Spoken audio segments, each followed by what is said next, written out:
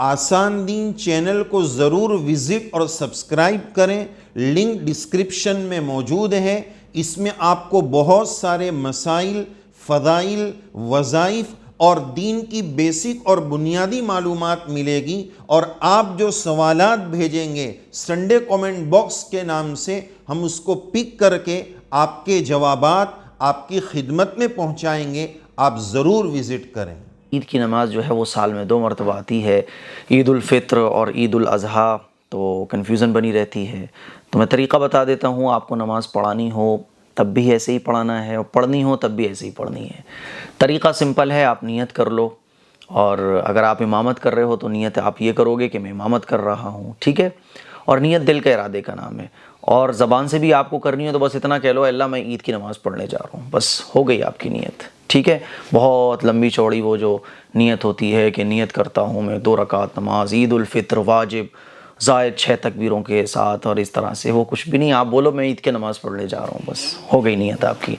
اس کے بعد اللہ اکبر کہہ کر ہم ہاتھ باندھ لیں گے، آپ لوگ اللہ اکبر کہہ کر ہم نے اللہ اکبر ہاتھ باندھ لیے، ثنا پڑھیں گے سبحانک اللہم و بحمدک و تبارک اسمک و تعالی جدک و لا الہ غیرک۔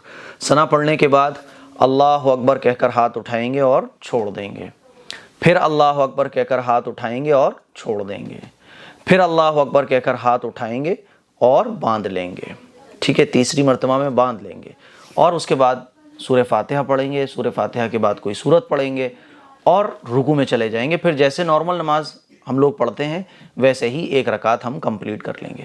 دوسری رکعت میں جب ہم کھڑے ہوں گے تو ہاتھ باندھ کر سورہ فاتحہ پڑھیں گے، اور کوئی بھی سورت جو ہمیں ملانی ہو وہ سورت ملا دیں گے۔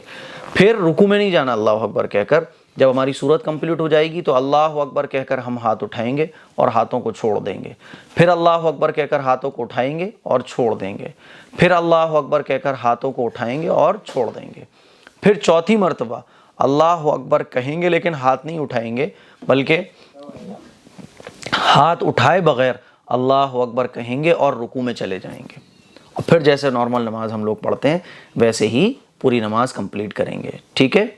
تو 2 رکعت نماز، یہ ہماری 2 رکعت نماز عید کی ہوتی ہیں، تحیات و درود شریف وغیرہ پڑھ کے ہم سلام پھیر دیں گے۔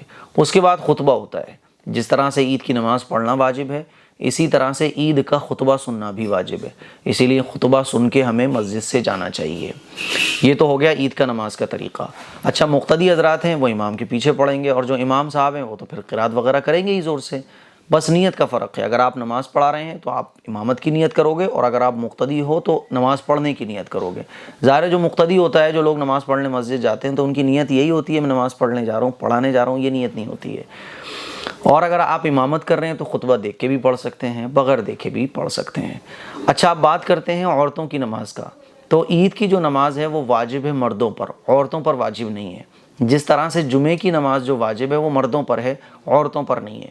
تو عورتوں کے اوپر جب واجب نہیں ہے تو ان کو پڑھنے کی فکر کرنے کی بھی ضرورت نہیں ہے، لیکن پھر بھی عورتیں پڑھنا چاہیں تو جہاں ایسی مساجد ہیں جہاں عورتوں کے جانے کا انتظام ہے پردے کے ساتھ، ان کا پورا انتظام الگ ہوتا ہے، جیسے بعض مسجدیں ہیں، تو وہاں عورتیں عید کی نماز پڑھنے کے لیے جا سکتی ہیں۔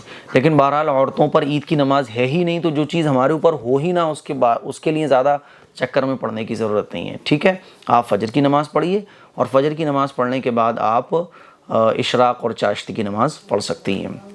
اچھا، ایک تیسرا مسئلہ یہ آتا ہے کہ بعض لوگ جو ہے نا وہ یہ سمجھتے ہیں کہ فجر کی نماز سے لے کر عید کی نماز پڑھنے تک کا روزہ ہوتا ہے، تو روزہ نہیں ہوتا۔ عید کی نماز فجر کی نماز پڑھنے کے بعد سے لے کر عید کی نماز پڑھنے تک کا روزہ نہیں ہوتا، بلکہ عید الفطر والے دن تو مسنون یہ ہے کہ کچھ ناشتہ وغیرہ کر کے، میٹھا وغیرہ کھا کے، کچھ بھی تھوڑا بہت کھا کے نماز پڑھنے جایا جائے۔